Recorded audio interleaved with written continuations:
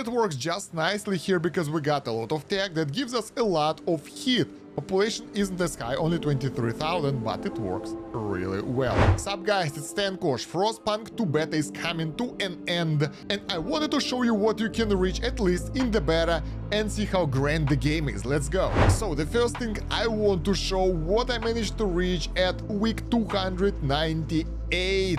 So basically this is the end of the beta. We have a huge city, not the biggest one, but it's pretty grand if you ask me. Look at that.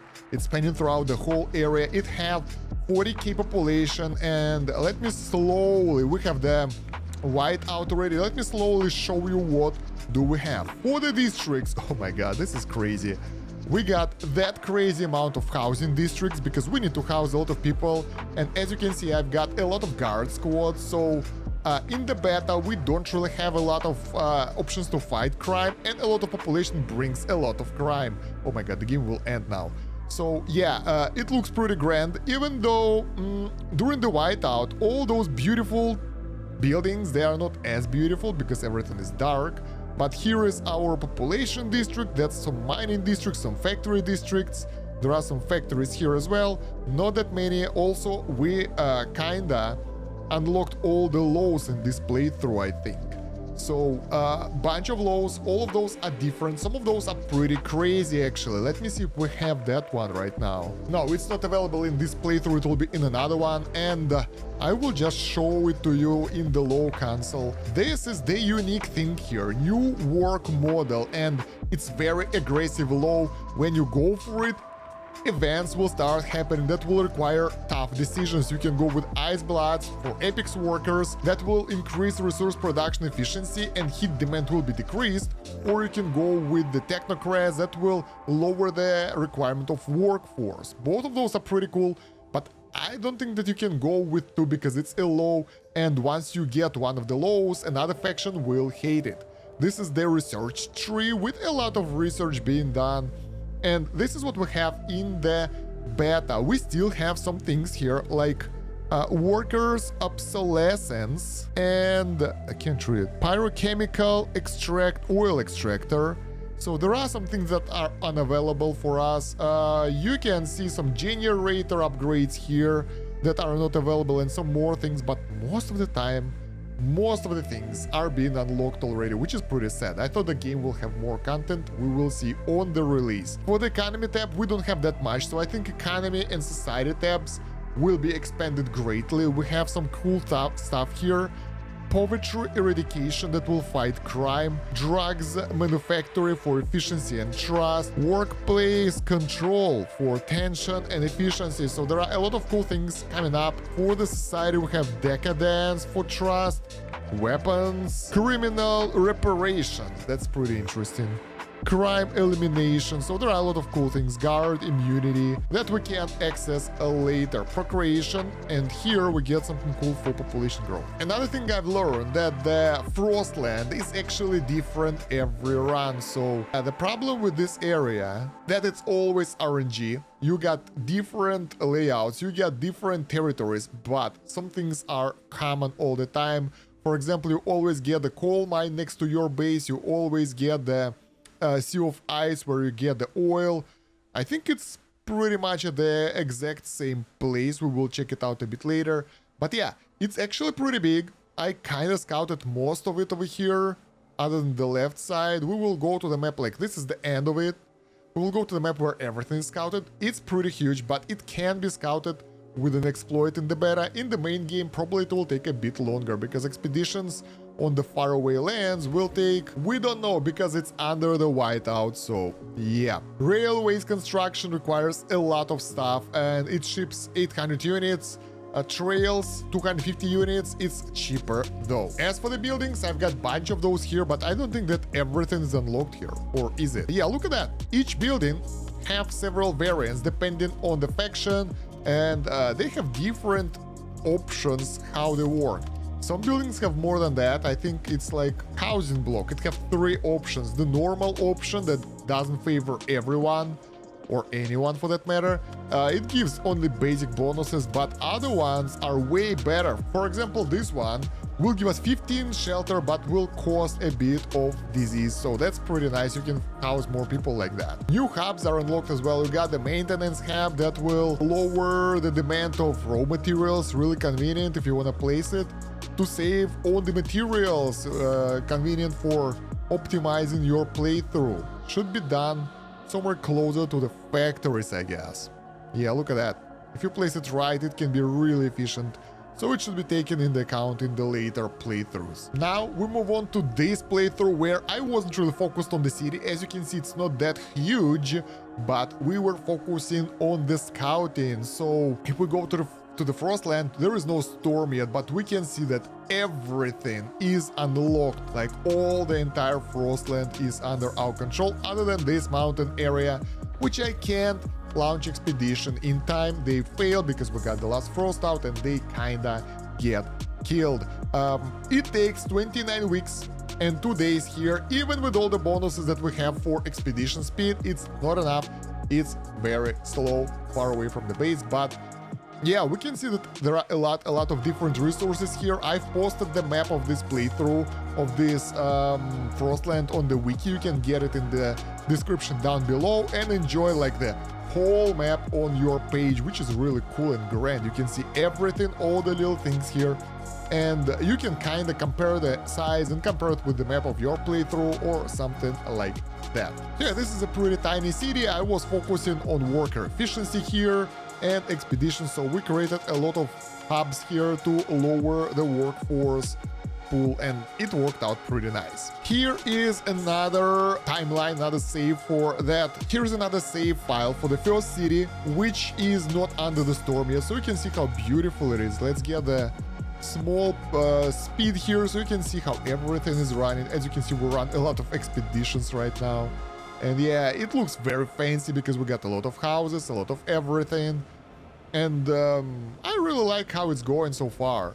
Although we really need way more coal here. Honestly, guys, I checked the map thoroughly and I found only minor traces of coal over here. So maybe it's because of the beta and the settings are so we will have to struggle. But I really would like to see more of that stuff in the full game when it will be released, because right now I have serious fuel issues and it was only possible to do that with the proper lows or with the proper cheating. So yeah, even though we get some coal deposits from the map, they're still not even close to be enough for our huge ass city, and there is only one way to do that, the proper low, but it's not always possible to do that. So yeah, it's pretty beautiful, I like that, and you can get even bigger stuff with the better technologies.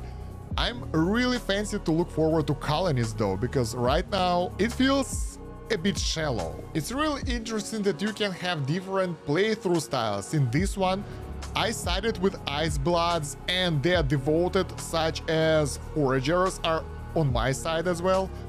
But Technocrats and Machinists, their opposing factions, totally hate me. So it can be done if you favor only one faction, and it can be done if you favor all the factions like I did in the last playthrough. And it works just nicely here because we got a lot of tech that gives us a lot of heat. Population isn't as high, only 23,000, but it works really well. Everyone is happy, even though they don't really like us that much. Because we keep people happy, we fight the problems here, they are okay.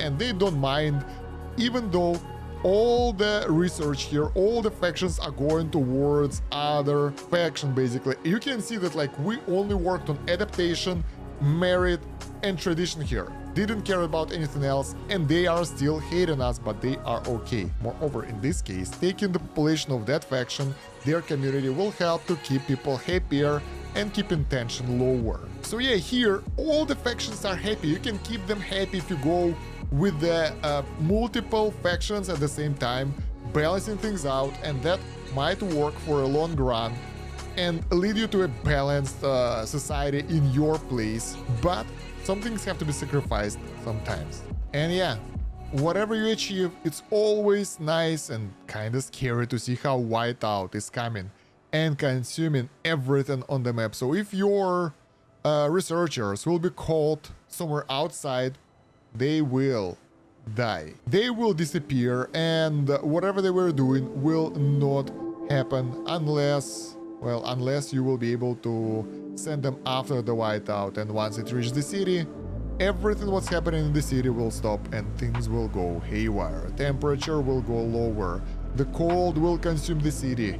The temperature will be insanely cold, and you can have good or bad ending. Let's get the bad one right now. Us being moved away. Enough is enough. Tension, swear to reduce the crisis and tension. Flotation. Print the book. Tension extremely decreased. So there is a possibility to lower the tension if you have trust with them. Let's go for this option. And things are not going well. Yeah, why we have some issues with the sound right now. Don't know why. It's better. That's it. I thought that I will be last, but I wasn't defeated. And guys, I found some screenshots in the Discord as well of what people could achieve. 47,000 population. They got 130 negative temperature. I think something was up here. It's Fahrenheit, it's not Celsius, that's why. So yeah, pretty huge city. I kinda like it. It's even bigger than mine. That's what she said. And we can see that in this scenario, people really went for one faction again. So technocrats are really unhappy. This is how the districts look in that 47k town, and I think it's pretty nice as well. Always low on heat stamps. Yeah, a lot of factory districts though, and I think they kinda there to compensate for the heat loss. But overall, the idea is kinda the same. It's pretty cool, and my main issue with the game right now, that even in the beta, in order to get 38k people and have enough housing for them, you already have to get most of the area busy. And you don't have that much free space here to build anything else. So as you can see, if we'll go to the building, we will get other districts or whatever. We can see that we have only this small area left, a tiny area up here, and a bit of area up here, but that's about it. And it's only 300 weeks. How are we going to build bigger cities in the full game? Because I feel like what we have right now is a bit too shallow. It's very simplified, and I would like to see more complexity in the game. Like right now, it's pretty easy to balance everything out if you know how to do that. Let's take a look at the lows when the vote will be finished. So those guys voted for whatever they wanted to vote for. I'm okay with that. I don't really care. But yeah, another idea that the amount of lows available isn't that crazy as well. You get only 2 options per low other than the basic one. You can see them all on the wiki pretty soon. We're adding that over time. And yeah, you got 3 tabs. And other than the crime, which is locked right now, and procreation, everything else is available already. Yes, there is also a rule tree, which is pretty tiny, to be honest. It's like you either be a good guy or you will go for aggressive route as in the first game. But other than that, that's it. And you can go through the game in 4 hours right now. It's not that crazy, it doesn't take that much time. I would like it to be like 20-30 hours per playthrough, which will be way more fun if it would have more complexity. Maybe colonies will help with that, maybe that will do. Moreover, we don't really have any oil buildings available yet, so maybe it's just a small part of the full game. I really hope that the beta and full 300 weeks would be something like maybe 20-30% of the full game in the future. A story will add a lot to it, everything will add a lot to it, but right now what we have here is very simple and shallow. This is my main and first concern. The second concern is how low amount of resources do you have. Like the resources that you have on your city map will be depleted by week 200 or so. The resources that you have in the Frostland, well, let's just put it like that, they won't last long. That's not that much coal. So once you connect it to your city, it will run out pretty fast as well. So it won't last you long, and you don't get that many deposits on the map, as I said before. This map is fully explored. I've seen everything what I could find, like everything is scouted over here, and yeah, you get like maybe 4 or 5 deposits of coal, and they still, like even the faraway deposits are really hard to reach. They still have 168,000, and in order to connect them, oh my, that will cost a lot. Let's see how long and how much it will cost us to connect that faraway area to the city. If you haven't connected anything that side, I'm really curious. It's already good. Oh my god, I can imagine it will be very pricey. Where's the city, by the way?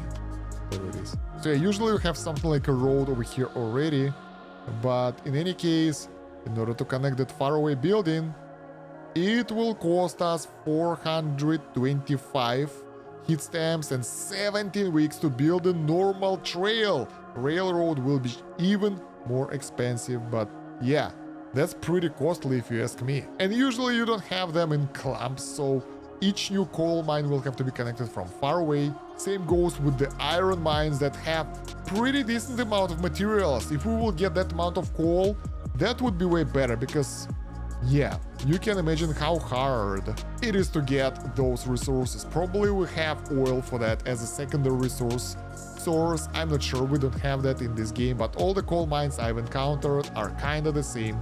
Like, those two are close together, that's nice. So yeah, that's the second concern that I have, and yeah, you will need a lot of Frostland teams to explore that, to exploit that and harvest the resources. You can have some specific building that will upgrade that and make it more efficient, but yeah, it's not that complex. It's still pretty simple and shallow if you ask me. So yeah, you will have only 6 of those different ideologies, and I think the other factions that will be available later, like we have Machinists and Foragers as a basic, that will lead to Icebloods and Technocrats. Then we will have Workers and Merchants that will lead to Lords or something, Lords and Tinkerers. And yeah, that will lead to some other factions that will have the same balance a bit differently. I really hope that that will lead us to other variants of buildings and other kind of stuff that we can get, but I really doubt that. That will make the game, like, we expect to have more stuff, right? And yeah, we don't know about ambitions yet, what will happen if you finish them. The ones we played right now cannot be finished because you need 2 colonies that you can't get. Utopia will require some colonies, which is pretty cool as well, but overall population is 40,000. We already reached that in the beta. Population ambition, nice goal, 80k. So I really, really, really hope that we will get way deeper goals, way more things to thrive to, because right now, 4 hours, you're done with the playthrough. That's not enough. So yeah, that's everything I wanted to show you on Frostpunk 2 right now. Let me know what do you think of the video and the actual game state in the end of the beta. Do you think that's enough content for us to enjoy, or do you wanna see more? Let me know in the comments down below. Don't forget to like the video, subscribe to the channel, and check out the video description for the links, Discord, social media, and the Game Vault wiki of Frostpunk 2, which is a really good thing. You should go there. There will be a lot of info about the game being added as we go, even before the release. Other than that, thank you very much for watching. That's about it for now. Kosh out. Have a good one. Bye.